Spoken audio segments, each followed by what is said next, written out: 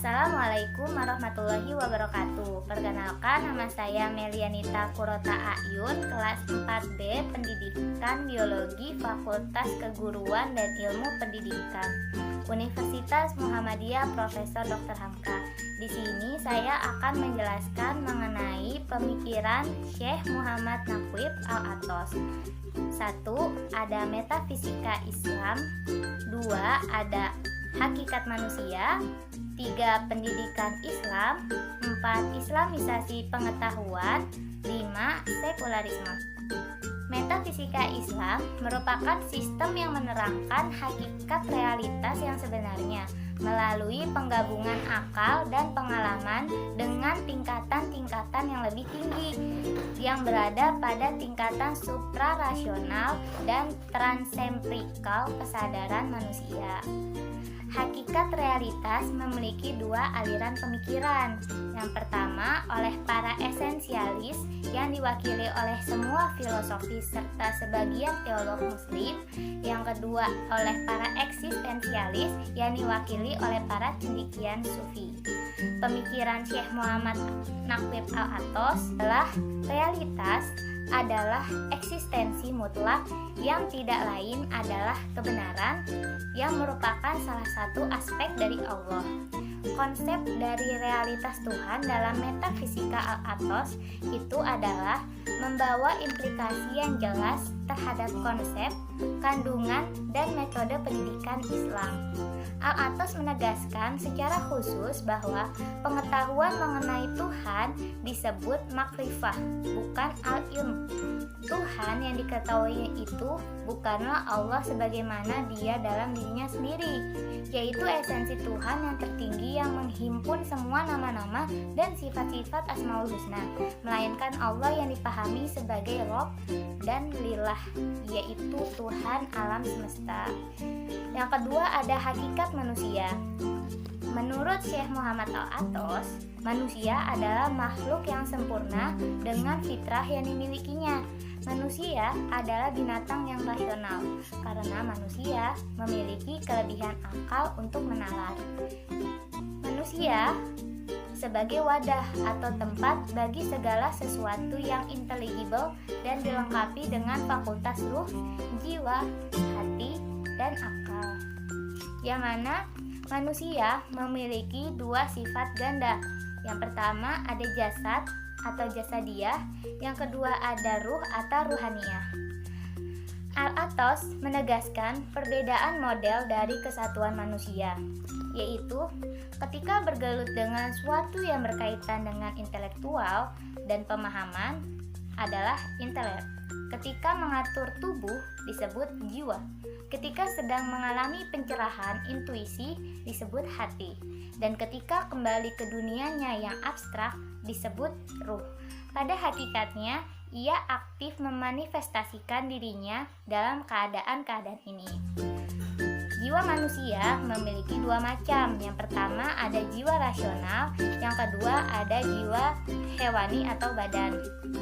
Tujuan sejati manusia adalah mengikuti dan mengabdi kepada Allah, sedangkan Islam sebagai jalan kehidupan. Jadi, konsep ibadah manusia dengan landasan niat untuk mendapatkan ridha Allah.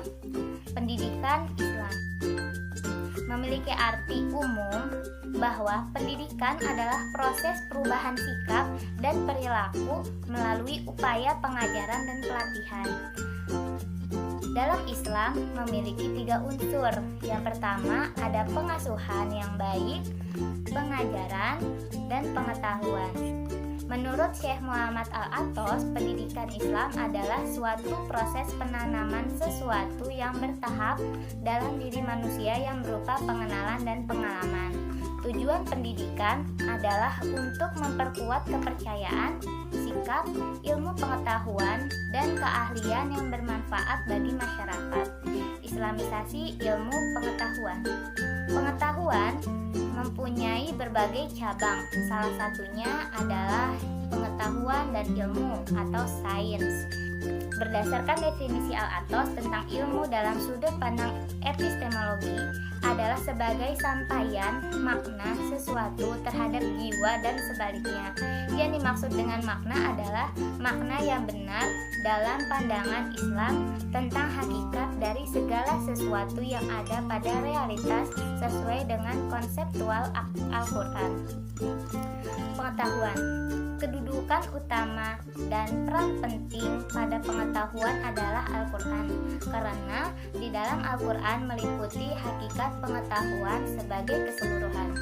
Sebab terdapat perbedaan antara pengetahuan Tuhan, agama, dunia, dan hal-hal yang dapat ditangkap panca indera dan dipahami oleh akal budi. Juga dibedakan antara pengetahuan dan kearifan spiritual. Islamisasi pengetahuan menurut Al-Athos, pembebasan ilmu dari penafsiran-penafsiran yang didasarkan pada teologi sekuler dan dari makna-makna serta ungkapan-ungkapan manusia sekuler. Gagasan ini muncul karena tidak adanya landasan pengetahuan yang bersifat netral sehingga ilmu tidak bebas nilai. Tujuannya untuk mengeliminasi unsur dan konsep pokok yang membangun kebudayaan dan peradaban barat, khususnya pada ilmu humaniora. Upaya dalam melakukan islamisasi ilmu pengetahuan Al-Athos. Yang pertama, melakukan proses pemisahan yang memiliki unsur dan konsep-konsep dalam membentuk kebudayaan dan peradaban barat. Yang kedua, memasukkan unsur-unsur Islam dan konsep-konsep ke dalam setiap cabang ilmu pengetahuan masa kini yang relevan. Kegunaan ilmu pengetahuan. 1. Dapat meyakinkan dan memahamkan secara nyata. 2. Dapat menghapuskan kejahilan, keraguan, dan dugaan. 3. Mengenali batas. 4. Kebenaran dalam setiap objeknya melalui kebijaksanaan. Kebijaksanaan tersebut dapat menghantarkan manusia menjadi seseorang yang beradab. Kegunaan ilmu pengetahuan tersebut diperoleh manusia melalui hidayah Allah dan bukan diawali oleh keraguan sebagaimana epistemologi barat. Yang terakhir ada sekularisme, memiliki arti dari kata seikulum yang memiliki dua konotasi, yaitu waktu dan lokasi. Waktu menunjukkan pada pengertian sekarang atau masa kini, lokasi menunjukkan pada pengertian dunia atau duniawi. Menurut Al-Athos, sekuler atau sekulum merupakan suatu kondisi yang terjadi pada masa sekarang.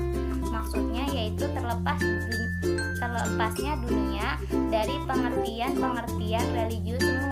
Jadi, sekulum berarti zaman ini atau masa kini yang menunjukkan kepada peristiwa-peristiwa masa kini.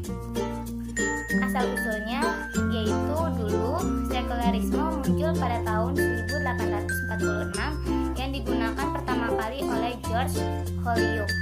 Menurutnya, sekularisme adalah suatu sistem etik yang didasarkan pada prinsip moral yang alamiah dan terlepas dari agama. Pembahasannya, manusia menemukan kenyataan bahwa dirinya sendiri yang memegang dunia. Untung dan rugi adalah karena perbuatannya, dan akhirnya manusia memalingkan perhatian dari dunia yang jauh ke dunia yang kini. Secara ekstrim, manusia yang menganut sekularisme selalu menikmati kehidupan dan kemajuan dunia. Apapun yang dilakukan seolah-olah tanpa campur tangan Tuhan, bahkan menganggap tidak perlu adanya Tuhan, sehingga tempat Tuhan telah tergantikan oleh ilmu pengetahuan yang dianggap sebagai penyelamat